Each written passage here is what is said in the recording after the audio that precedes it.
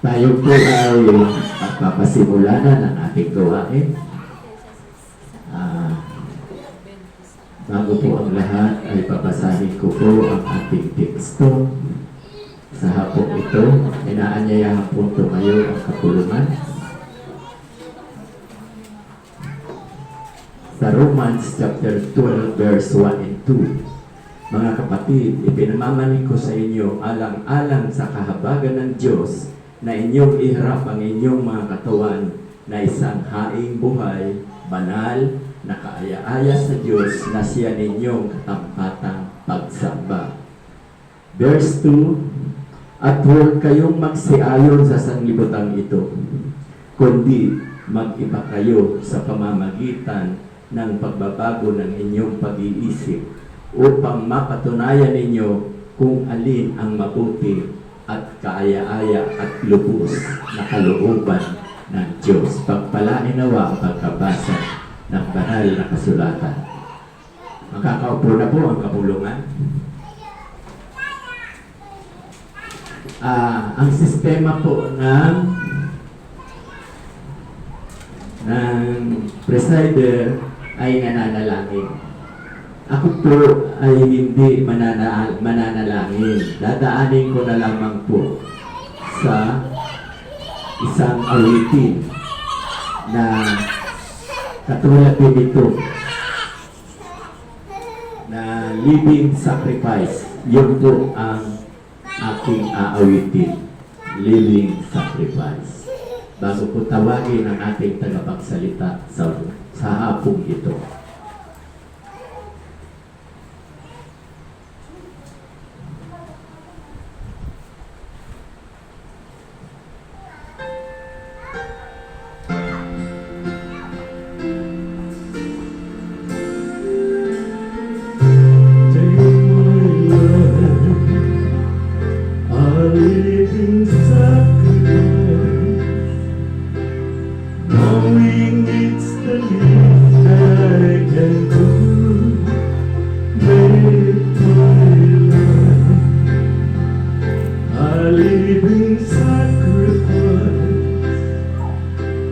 Holy and acceptable to you.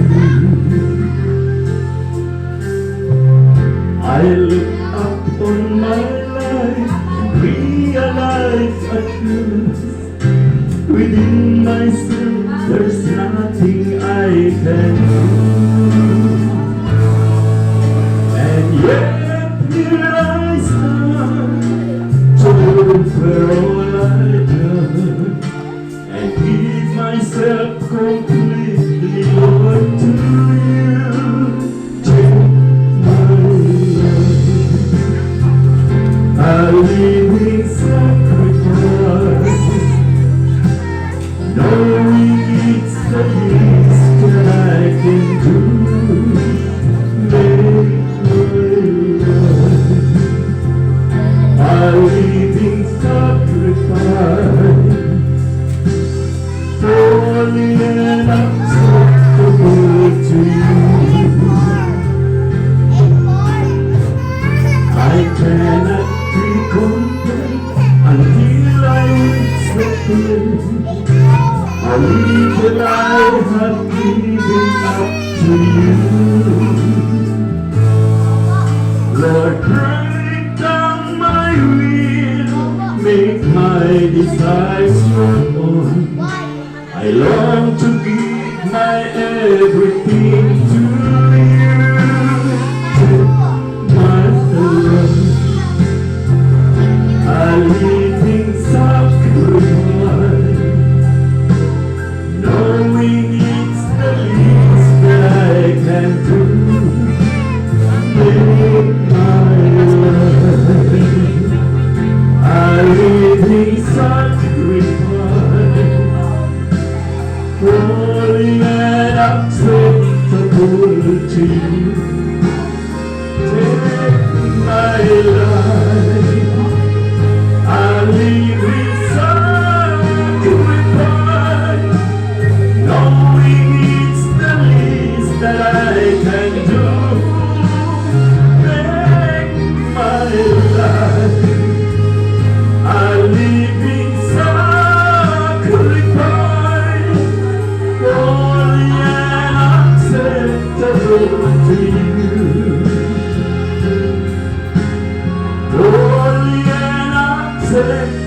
grateful to you. Purihin po ang Panginoon. Praise the Lord. Okay, ngayon naman po ay aking tinatawagan ang worship team. Si Malu, Ate Ann, sino pa isa? Bahala na kayo, 3 o 4.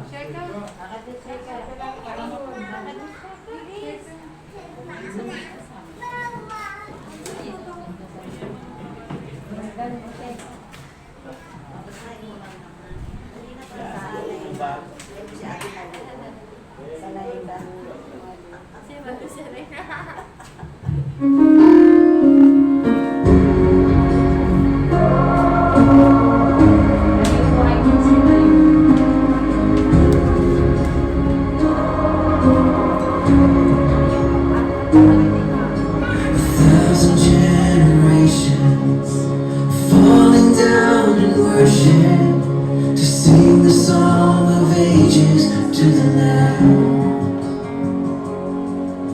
And all who've gone before us, and all who will believe, will sing the song of ages to the Lamb. Your name is the highest. Your name is the greatest. Your name stands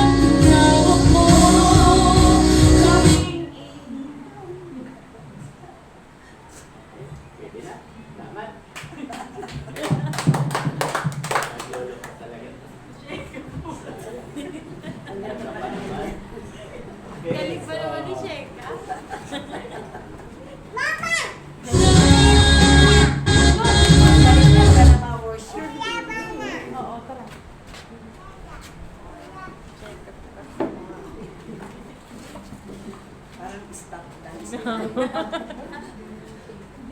Ayaw na nga mamatay. Kaya mo siya.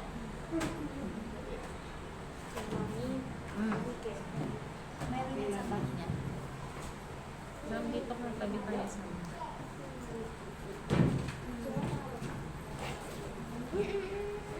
Hello. Ngayon naman po ay handa na po natin ang ating mga sarili sa mensahe ng buhay na walang iba po ang aking may bahay ang siyang magsasalita. Tinatawagan na po si Ate Lil.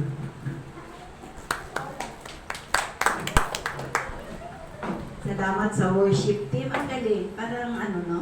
Stop dance. Balik na, no? Okay, so magandang hapon po sa ating lahat.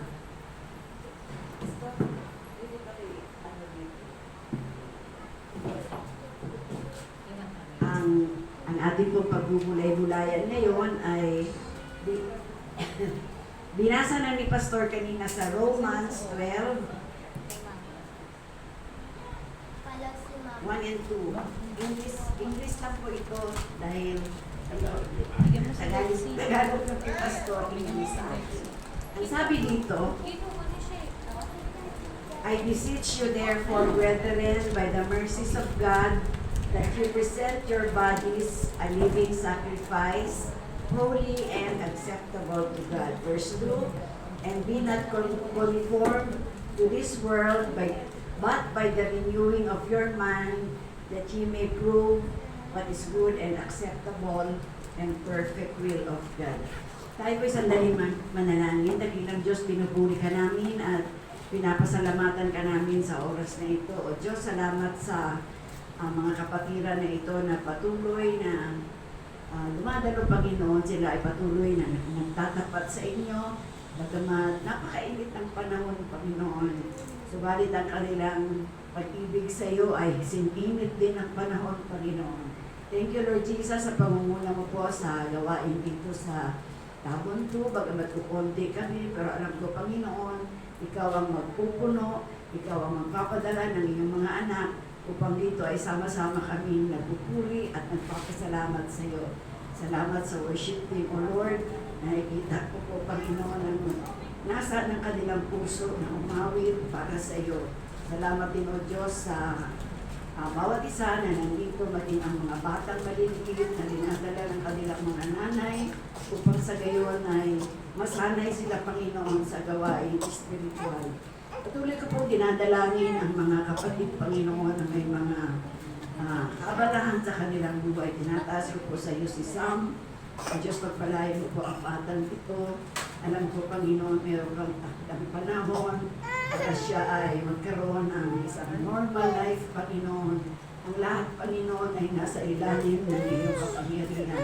Kaya kami ay patuloy na nagtitiwala, O Diyos, na sa takdang panahon, ibabalik mo ang ang kanyang kalagayan, Panginoon, bilang isang maayos na bata, Panginoon. Ganun din, tinataas din sa iyo si Levi na 2 buwan na lang, O Diyos, at siya ay mga anak na. O Panginoon, ikaw po ang patuloy na maging doktor ng kanyang buhay. Gamitin po po ngayon ang mga titingin sa kanya, ang mag-oopera sa kanya, maging ang bata, Panginoon, na nasa kanyang sinapupunan. Lord, dalangin namin na ipagkakaloob mo ang kalusugan, Panginoon, sa baby ito. Ganyan din po, Panginoon, dinadalangin ko rin si Ate Noemi sa kanyang pag-aalaga sa kanyang mga anak. O Diyos, may desire ng kanyang puso, pagkakaloob po ito sa kanya. Salamat po, Diyos, na magamat malayo ang kanyang bahay, pero nagsusumikap siya, Panginoon, na makasama ito sa isang pinagumbahan. Dinadalangin ko rin si Anne sa kanyang pagiging nanay sa 2 bata. O Lord, biyayaan mo po siya ng katiyagaan, Panginoon, na mapagtagumpayan niya ang lahat ng pagsubok ng buhay, Panginoon. Ganoon din ang mga kabataan na dalaga, si Shika, si Malu, si Gemma. O Lord, dalangin ko po na ikaw pagpatuloy na mag-ingat sa kanilang daan na dinadaanan. Ganon din si Kuya Alex, salamat sa kanyang pangunguna, Panginoon, maging si Ate Mel. O Lord, dalangin ko po na bigyan mo po ang mag-asawang ito ng mabuting katawan, Panginoon, upang sila ay patuloy na manguna sa gawain nito. Dinadalangin din namin si Angel Faith ngayon, Panginoon, na hindi siya namin nakasama. Nawa, Panginoon, patuloy po siya ingatan at gabayan. Maging ang kanyang lola, Panginoon, na nawa, O Diyos, ang kagalingan ay magmumula sa iyo. Dalangin namin ang kanyang lola, na mayroong karamdaman, Lord, sa iyo ay walang imposible. Ang lahat ng bagay ay nasa ilalim ng iyong kapangyarihan. Kaya tinataas po namin ang mga kapatid na ito. Maging si Ayen na hindi namin kasama, Lord, naman ang kanyang pangunguna, Panginoon, sa mga kabataan dito sa Tabon 1, 2, 3. Lord Jesus, ikaw po ang patuloy na magbigay sa kanya ng inspiration. Bigyan mo po siya ng wisdom. Bigyan mo po siya ng karunungan, Panginoon, upang mapamahalaan niya ang kanyang mga nasasakupan, Panginoon, maitili. Ganun din po, Panginoon, dinadalangin ko rin si AJ na nasa bag ko. Lord Jesus, hawakan mo po ang kanyang buhay, Panginoon, maging ang sasakyan, ang barko na sinasakyan niya. Ay ingatan mo po maging ang kanyang mga kasamahan sa barko, Lord.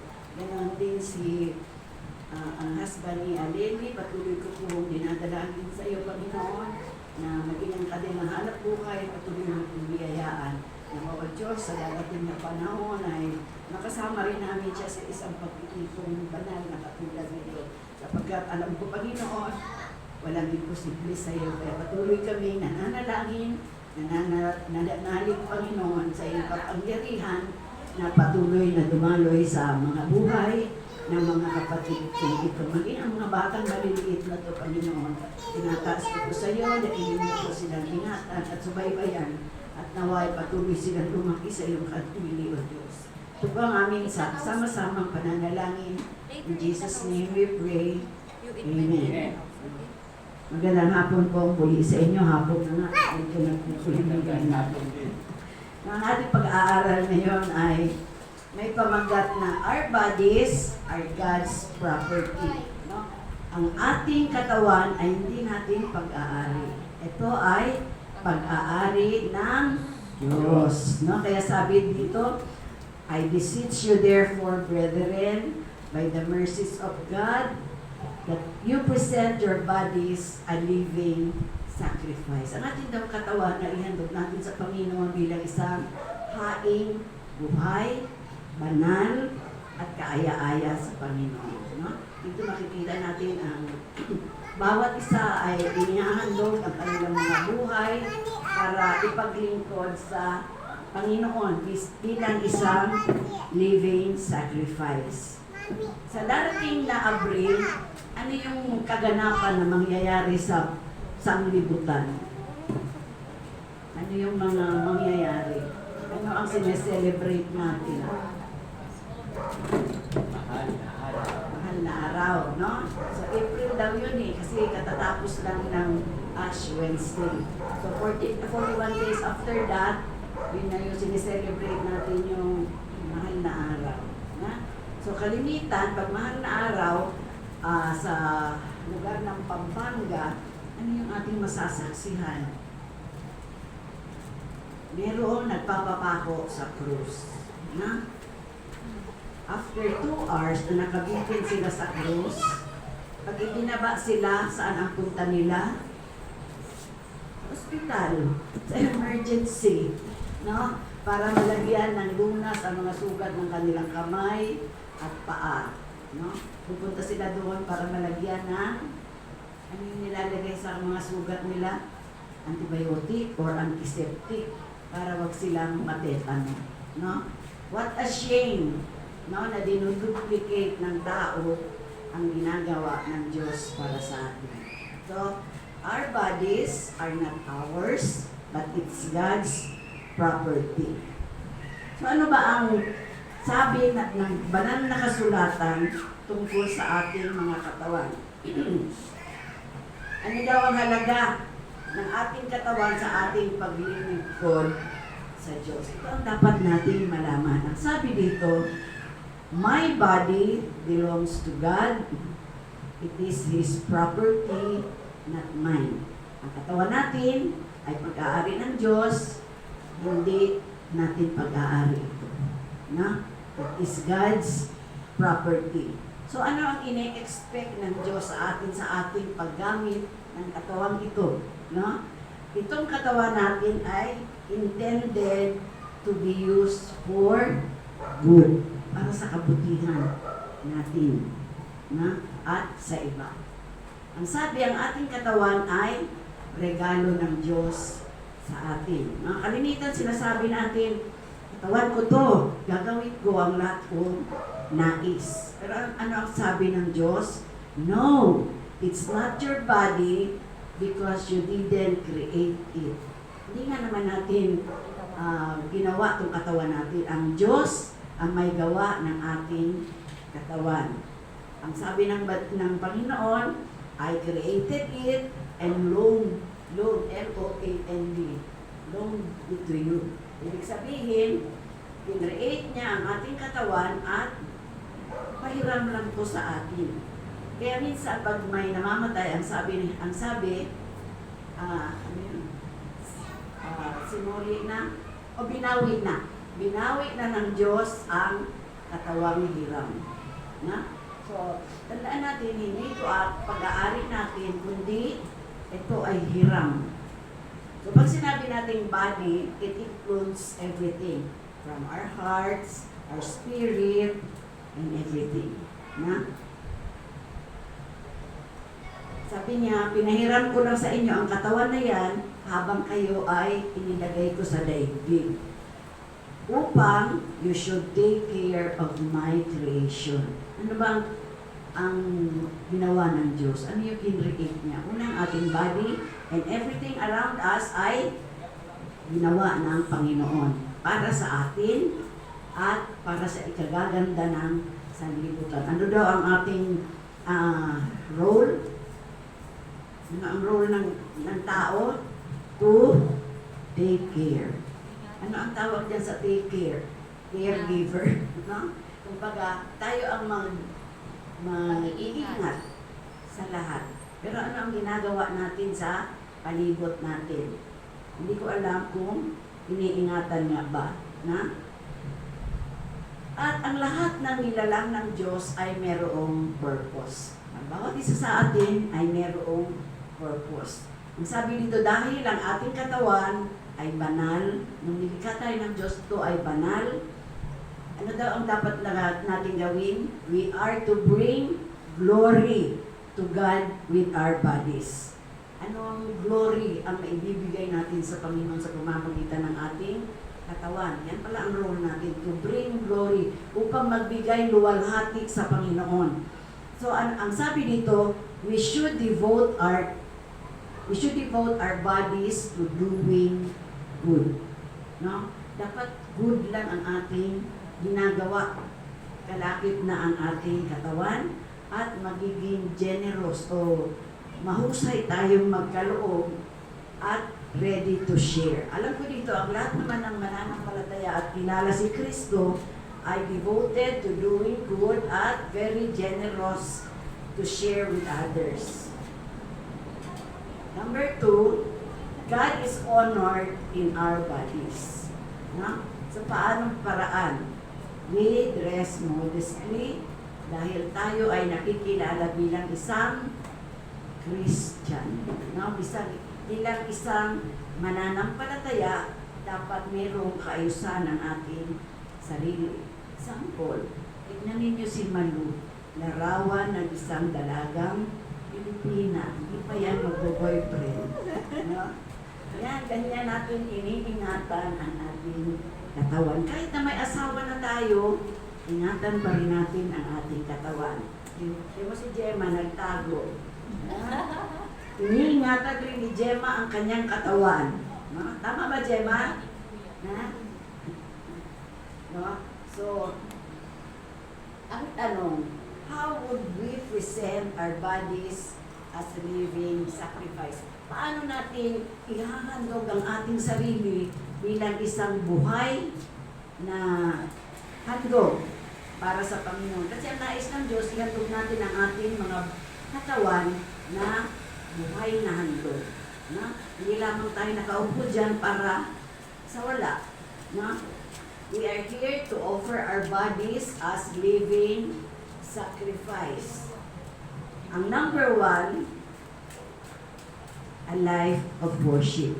Ang sabi nga ni Pastor, nagpapasalamat ako sa pamilyang Urculio at yung mga kapatid ni Ate Mel dahil nayaya niya, nayakap niya kayo dito sa pananambahan. Yung mga anak ko nabihira yung ganyan na kayo ay nagkakatipon-tipon dito bilang isang pamilya. Na? At salamat din kay Kuya Alex dahil siya ay isa ng bautisado. Na? Salamat dahil siya ang padre ni pamilya, siya ang nagpapasunod. Na? Okay. Una, ang ating buhay daw ay dapat makitaan na a life of worship. We worship together. We are worshiping God as a family. Tayo dito ay isang buong pamilya. Maliit na pamilya dito sa si Jesus ang Daan Christian Ministries. No? Maliit na pamilya at sama-sama tayong naglilingkod sa pamamagitan ng pagsamba sa Panginoon. Ano pa? Nagkakaloob tayo para sa Panginoon. Ano pa? Tayo ay mahabagin. Yan ang dapat makita sa isang katawan na pinaglilingkod sa Diyos. At sa ating pakikiisa sa mga kahabag-habag, dapat daw makita sa atin ang kagalakan ng pagkakaloob, ng pagbibigay sa ating kapwa, at dapat daw ito ay totoo. Maraming nagbibigay o maraming nagkakaloob na hindi natutuwa o hindi nalulubog, no? At ipinagyayabang pa. Pero ang sabi ng banal na kasulatan, we should show mercy with cheerfulness and let love be genuine. Ang sabi nito, bless those who persecute you, weep with those who weep, and associate with the lowly. Dapat daw natin hamakin ang mga mas mababa, no? Mabababa sa lipunan, kundi makihalubilo tayo sa Kanya. Okay? So, ang sabi dito, Jesus paid for our body when He died on the cross. Kahit hindi namatay si Jesus sa krus, Diyos pa rin siya. Na? Kaya lang sa Kanyang kahabagan sa atin, sa Kanyang pag-ibig na hindi natin kayang sukatin. How deep, how wide, how big, hindi natin kayang sukatin ang pag-ibig ng Diyos. Hindi naman tayo kasi kaibig-ibig. We are sinful in the eyes of the Lord, and yet the Lord gave His mercy, His love to us. Tandaan natin, kung wala ang Diyos, saan tayo pupulutin? Ang Diyos ay Diyos pa rin. Pag wala ang Diyos sa ating buhay, anong mangyayari sa atin? Wala din. No? Maaring doon pa tayo pulutin, hindi lang sa kangkungan. Salamat na lamang at sa habag ng Panginoon, sa laki ng pag-ibig niya sa atin, tayo ay Kanyang iniahon. Tayo ay nasa kumunoy na. Alam niyo yung kumunoy? No, nandun na tayo eh. At God's love, iniahon niya tayo at ginawa tayong bago. Kaya nga tayo ay born again. Tama? Na kung tayo ay born again, wala na yung dati nating pagkatao. Nung iniahon tayo ng Diyos, katulad ng bautismo, tayo ay bago na. Wala na yung dati, ikaw ay bago na. No? Kaya si Noemi, nung inilubog siya, pag-ahon niya, bagong Noemi na, hindi na yung dati. No? Anong maganda. At malapit na maging sexy. Tandaan niyo. No? Wala pa yung aking isang friend ko. No? Okay. So Jesus paid for our body when He died on the cross. Another thing, sa 1 Corinthians 6:19-20, ang sabi dito, o hindi ba ganinyo nalalaman na ang inyong katawan ay templo ng banal na Espiritu na nasa inyo na tinanggap ninyo sa Diyos. Ang ating katawan ay templo ng Diyos. Na? So kung ang katawan natin ay templo ng Diyos, dapat iniingatan din natin. Ikaw ba, Gemma, iniingatan mo yung katawan mo? Good, no? Amen. Para hindi ka magkasakit. No? Para malayo sa anumang mga kagulumihanan.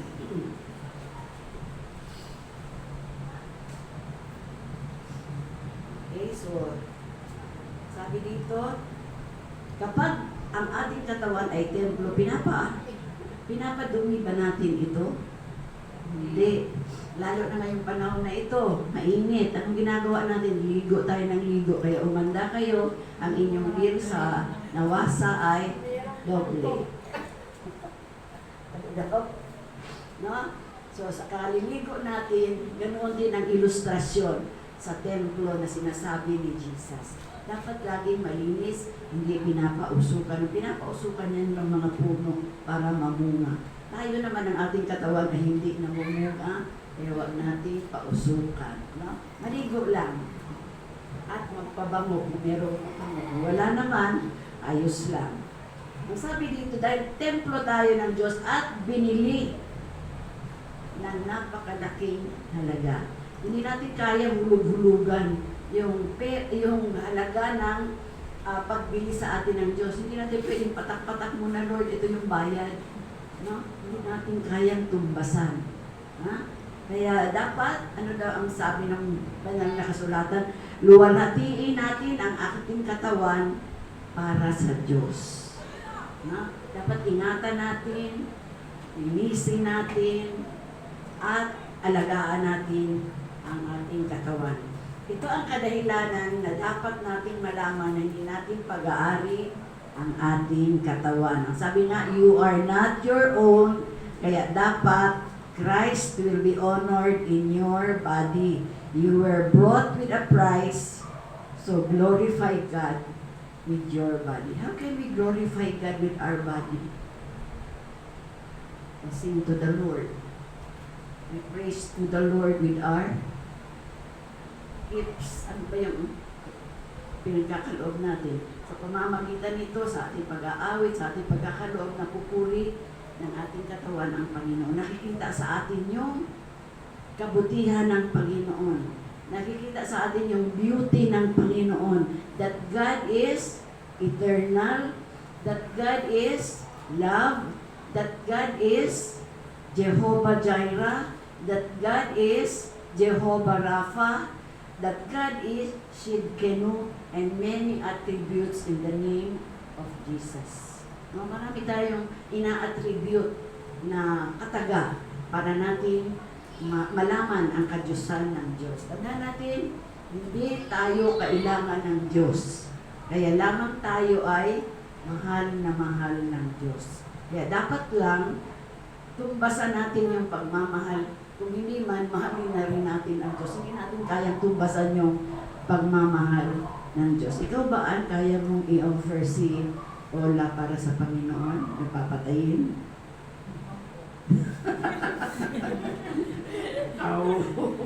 No? Hindi natin kaya. No?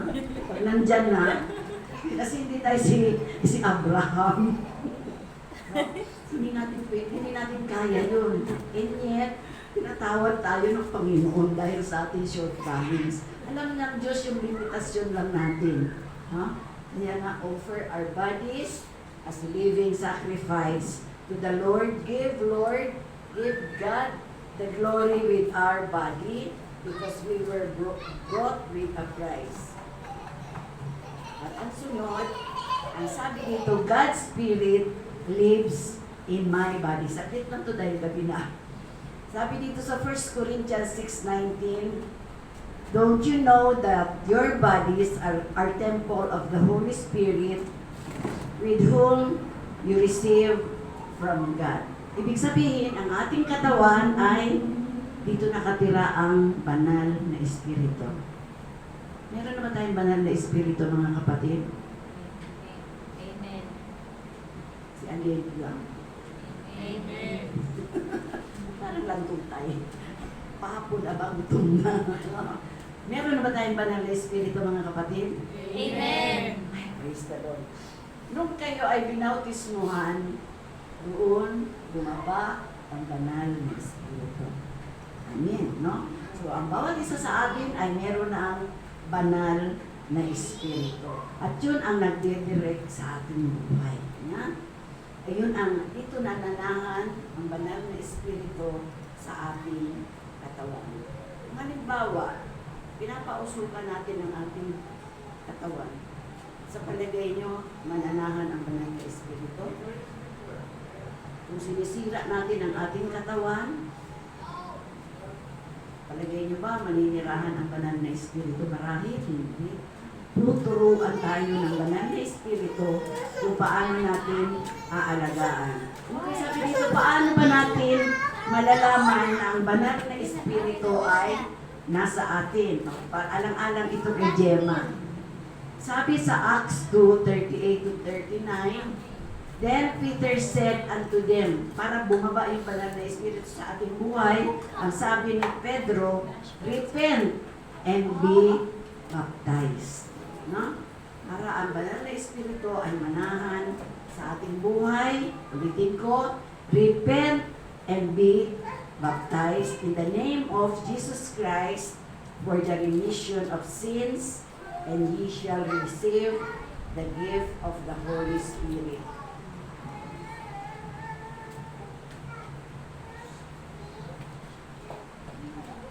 Okay, sa ating pagpapatuloy, ang sabi dito, we were fallen image,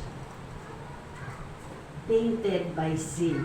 No, ang ating katawan ay tainted na, anong tainted sa Tagalog? Namantsahan ng kasalanan. Salamat na lamang dahil meron tayong Kristo na namatay para sa ating mga kasalanan. Si Kristo ba may kasalanan? Wala. No? And yet, He offered His body, His life, para sa bawat isa sa atin. Kayo ba ngayon mga kapatid, matapos ninyong tanggapin si Kristo bilang inyong Lord and Savior, may kasalanan pa ba kayo? Sabi ko lang, sumagot. Wala na. Dahil, pinatawad na tayo ng Diyos. Bagamat may mga pagkakataon na nagkakasala tayo, yun ay ang ating laman. Na? Yan ang sinasabi natin kasi nasa laman pa. Pero hindi yan passes para tayo ay magpatuloy sa pagkasala. No? Tayo ay nilinis na ng Panginoon, kaya mamuhay tayo ng may kalinisan. Okay.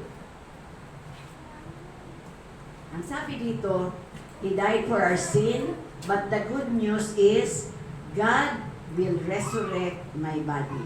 Kahit na ganito fallen, tainted ang ating image, but there will come a time that God will resurrect our bodies. At ito ay sa kanyang muling pagbabalik, sa kanyang pagdagit. Kung tayo ay datna na ganito buhay, aagawin tayong bigla. Makikita mo, nawala na lahat ang mga kapatiran na si pastor na lang naiwan. No? Dinagit na pala ng Diyos. At kapag tayo ay dinagit, itong ating mga katawan na nabubulok, papalitan ng glorified body. No? Ang body na ito ay wala nang pagkabulok dahil doon na tayo maninirahan sa isang lugar na malinis.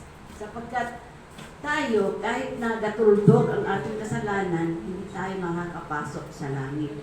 Ang nais ng Diyos ay malinis na malinis. No? So, kaya papalitan tayo ng glorified body. Okay? Lastly, no, basta. Sabi dito ni Pablo, whether we live unto the Lord. Kung tayo ay buhay, nabubuhay tayo para sa Panginoon. Kung tayo ay mamatay tayo kasama ang Panginoon. Whether we live or die, we are the Lord's. No? Whether we live or die, tayo ay pag-aari ng Panginoon. At ang sabi sa 1 Corinthians 6:20, for me to live is Christ, and to die is gain. Sabi ni Pablo, Para sa akin, sabi niya, ang mabuhay ay si Kristo. Pinapamuhay ba natin si Kristo, mga kapatid, sa ating buhay? Amen. Amen. Nakikita pa si Kristo sa ating buhay? Amen. Amen. No? So nagagalak ang Panginoon na yung ibang tao nakikita, ay, sa ating Noemi, iba na ngayon. No? Dati iba rin yan siya. Ngayon, sexy na. Iba na manalita. No? Parang merong something. Hindi nila alam na yung something ay si Jesus ay nasa iyong buhay. No? So sa pamamagitan ng katawan mo, ipapahayag natin na si Kristo ay Diyos na makapangyarihan sa lahat. Kaya masasabi natin, for me, to live is Christ, ang mabuhay ay si Kristo, and to die is gain. At ang kamatayan ay pakinabang. Dahil ano? Bakit pakinabang? Sapagkat nasunod natin ang nais ng Panginoon sa ating buhay, na ihandog natin ang ating mga buhay bilang isang banal, huli, at kaaya-aya sa Kanyang paningin. So dapat nalulugod ang Diyos kapag tayo ay namumuhay ayon sa Kanyang panukala. Kaya mga kapatid, sa gabing ito, yan ang ating aralin na ipinagkaroon sa atin ng Diyos. Alalahanin natin ng katawan na ating suot-suot ngayon ay hindi atin. Kaya ano ang dapat? Alagaan natin at nawa ay makita sa ating buhay na si Kristo ang ating pinapamuhay. Magandang gabi po sa ating lahat.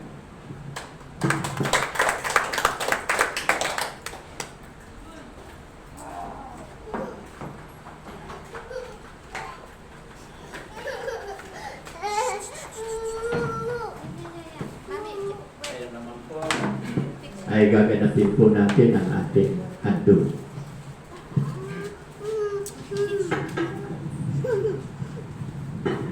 Mayroon bang tanging awit? Check lang. Mayroon bang nakahanda? Yeah. Habang nililiko, Fix your clothes. Mama May.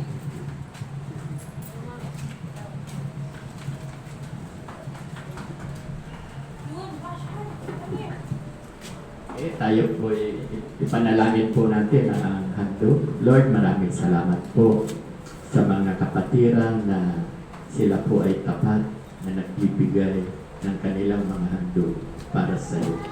Lord, nawa po Lord ay ibalik po ninyo ang higit pang pagpapala ang mga kapatirang nagbigay sa inyo. At maging yung hindi nakapagbigay, Lord, ay pagpalain din po ninyo sila na upang sa ganon, sa darating na panahon ay makapaghandog na rin sila. Kaya maraming salamat, Lord, sa biyayang ito. Inaanyayahan po ang lahat. Wala nang balita, no? Wala naman. Tuesday, hindi tayo magawain. Kaya mo na. Kaya mo na. Okay, so nung linggo pumunta pa kayo, hindi? So linggo, Martes. So sa darating na Martes may gawain. At mayroon din tayong gawain kila Ate Sini. Okay, pero mas maganda yung dito naman kayo, no? Dito sa Martes. Okay, inaanyayahan pong tumayo ang kapulungan sa basbas na ibibigay ni Lord.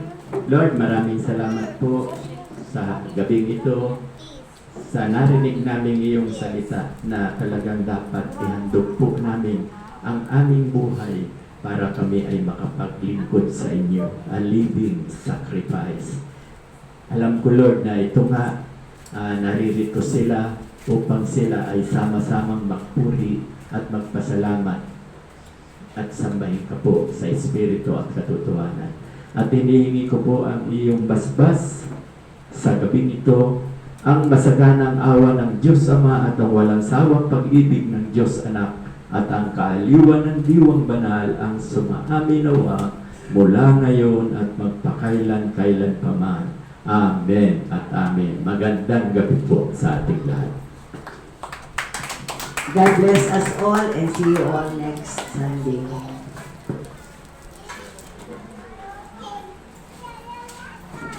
Patayin mo pa. Hoy, mga nakuha niyo.